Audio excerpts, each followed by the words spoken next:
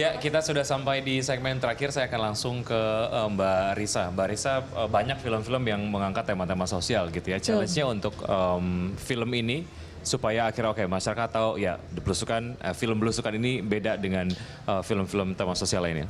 Ya, emang kita akui banyak film sosial gitu. Tapi yang membuat beda film ini dengan film yang lain, kalau film lain itu selesai nonton perenungan. Kalau film ini pengennya selesai nonton ya jadi PR. Ya kalaupun emang bukan PR masyarakat, ya PR Bapak Gubernur gitu. Bapak calon gubernur gitu. Maksudnya ini sebenarnya ya mohon maaf kita nggak bermaksud menyentil. Maksud kita adalah memberikan kebenaran.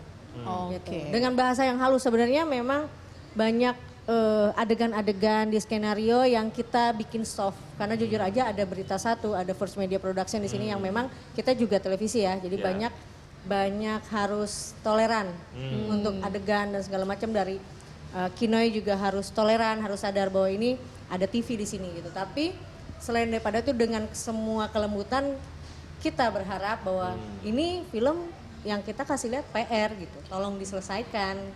Nah, berarti kan ini ibaratnya PR ataupun genre sosial ya. Ini orang apakah tidak takut dengan masyarakat yang berpikir film ini nanti terlalu berat sehingga akhirnya aduh cari yang lainnya atau seperti apa gitu yang. Kalau saya sih ngelihatnya itu balik ke sutradaranya. Gitu. Kinoy itu punya style storytelling sendiri yang memang sudah gampang untuk dicerna. Dan karena ini isu film ini juga agenda pribadinya Kinoy, right? Jadi dia tuh bener-bener ngerti luar dalam tentang isu ini gitu. Jadi dia udah tahu persis gimana cara mengkomunikasikannya ke penonton.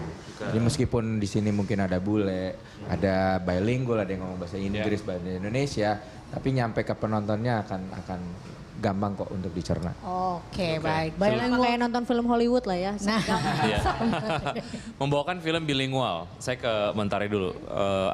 Apa memang udah biasa atau mungkin ini jadi satu pengalaman yang baru aja buat Mentari? Nggak terlalu kesulitan sih. Aku alhamdulillah sama bahasa aku nggak ada kesulitan. Bahasa Inggris juga lancar dan jadi malah kayaknya bahasa Indonesianya nih ya. Challenge-nya malah pas bicara bahasa Indonesianya. Gak challenge juga sih. Oke. Oke lah, gue kayak nggak masalah sih sama bilingualnya. Oke. Ada nggak satu nilai yang di atas masalah teknis menggunakan dua bahasa di luar bilingual ini, Mas Ferdi? Kalau saya lihat kecerdasan film ini salah satunya menggunakan bilingualnya itu sebagai bagian dari konflik gitu. Seperti saya bilang tadi, ibaratkan kalau misalnya kayak Jakarta tuh suatu keluarga yang nggak tahu ada masalah di dalamnya karena udah kelamaan dibiasakan. Tiba-tiba ada tamu datang mau ngasih tahu bahwa itu salah gitu. Tapi dia ngomongnya pakai bahasa yang berbeda. Jadi kita kayak ngomong apa sih? Aduh lu nggak tahu deh gitu. Jadi kayak si Tony ini mau bilangin bahwa ini ada masalah tuh. Tapi semua orang tuh nanggepinnya salah paham karena dia ngomongnya nggak sama kayak kita gitu. Jadi dimasukkan ke dalam cerita bukan cuma sekedar oh nih film ada ngomong Inggris-Inggrisnya biar ada subtitle kayak film Hollywood. Dimasukkan ke konflik dan itu menurut saya jadi menarik. Betul, oke. Closing statement dari Mbak Risa, apa yang ingin disampaikan? Yang ingin disampaikan adalah nonton film ini. Itu yang paling penting. jadi akan tayang 24 Maret. 24 itu Maret di seluruh Indonesia. Seluruh bioskop Indonesia. Oke. Dari Mas Ferdi sama Mentari ada yang ingin disampaikan closing statementnya? Sama sih, tolong tonton filmnya dan dimengertilah seperti apa keadaannya. Oke. Jadi ini film dibuat dengan hati, dibuat dari research dan concern masing-masing dari pemain, kru dan orang-orang di belakang layar.